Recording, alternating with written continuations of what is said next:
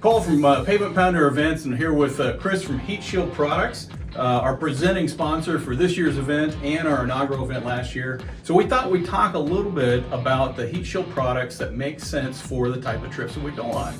So for a trip like this, if somebody's got a car that's already built, but their feet are getting hot, or the air conditioning, if they have air conditioning, is not working that well, what are some things that are easy to do that knock down, the biggest pieces of heat contribution? Yeah, and honestly, it's not that hard. You have something that's hot, and you're trying to do your best to curb that heat. The number, I always tell everybody, the number is never zero. You can never stop it completely. For hot feet, there's a couple of different things.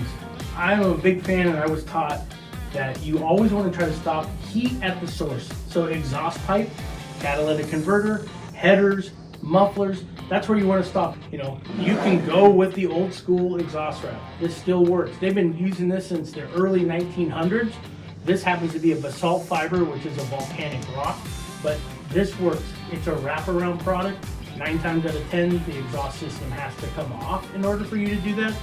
But step up, something that we created about 7 years ago is our HeatShield Armor. Now this is on a catalytic converter. This is an aftermarket cat, but this is a great way to show everybody how it works. So basically behind here is a silica pad. It's a needle blanket really, and it's covered with aluminum, and then it's held on with these stainless steel straps. We see 60, sometimes even 70% reduction. Something like this is the armor shield. Yes. Showing it on the catalytic converter, but this can go on exhaust tubing, particularly like from the header back. And then you also sell it specifically for mufflers too, right? Yeah, so we learned that armor people, sometimes when they get a bulk piece, they're like, oh, I don't really want to cut shapes into it, I don't want to do it. So we created some things. On a standard muffler, it's a 16 by 24 inch piece, and that normally will go on a standard muffler without much cutting. And another advantage of the heat shield, particularly for the mufflers and the cats, is the bottom is not shielded. No. So it's still able to radiate a decent amount of heat downward, but that's away from the body. That's the direction you want the heat to go. Whereas more upstream, your header tubes and your exhaust tubes near the header, wrapping those completely is keeping the heat in there and moving it backstream in the vehicle. So that's headers, that's exhaust tube, catalytic converters, mufflers.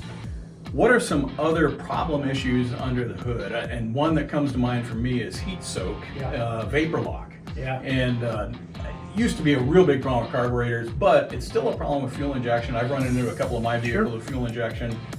What does a person do to protect the fuel lines and even the brake lines against the heat soak?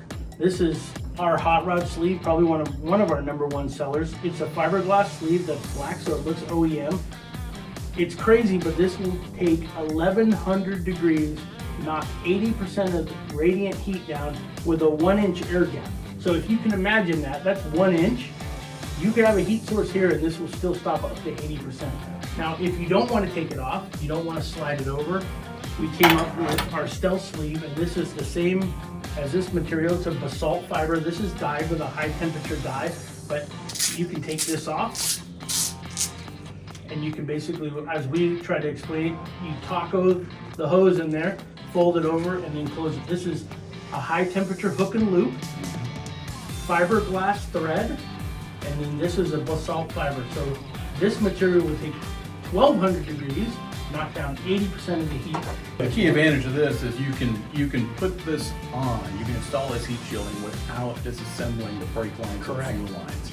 A lot of people are hesitant to do that. Yep. They've got the car all put together, they don't want to mess with it, but you got a problem, you need to solve it. This is the easy way to do it. The other thing that gets damaged easily under hood is electrical. And that includes spark plug wires and just regular old wiring. So what are some solutions for those applications? Again, hot rod sleeve, that's always my go-to. If somebody's calling, they're willing to take the harness off, they're willing to modify it a little bit. Whatever they're gonna do, maybe they're at the start of it. I always say hot rod sleeve, it's easy to use. It's a very entry-level thing. It's not expensive, it's easy to do, and it's something that you can be proud of in a day. And it's very effective. Yes. Awesome. Well, thank you for walking us through all these things. Certainly a lot of ideas for people.